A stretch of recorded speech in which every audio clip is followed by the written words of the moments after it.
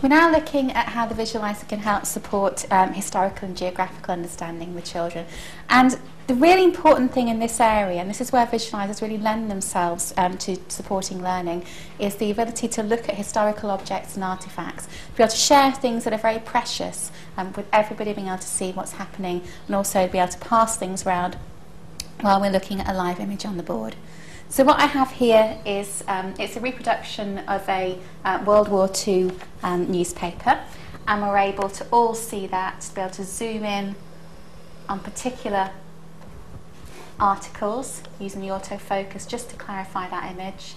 And then if we want to, we can pass this image around but still see it all displayed on the board. So when I press pause on the L1EX, you can see that appears, that image will stay where it is, and we can all pass it around and have a look and handle the newspaper.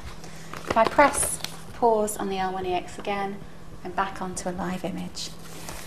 So now I'll look at another artefact as well. I'm going to look at something that the children would want to handle, but maybe too precious for them to handle. So we're going to look at some old coins, and we could compare these with modern day coins and talk about the differences. And we just put the light on there so we can see more detail on those coins.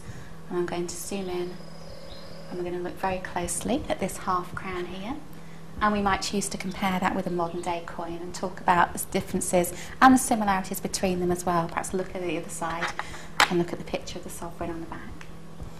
Okay, so we can look at coins, and we can also look at very, very precious articles like ration books, identity cards, savings booklets, and talk about how these were used. These are real objects for children to look at, but we may not want them to handle them. But they can all see them if we use the visualiser. And we can also look at photographs,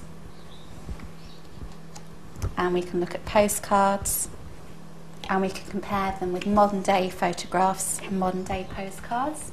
Let me zoom out so we can see those.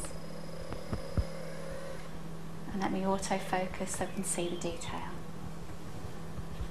There we are.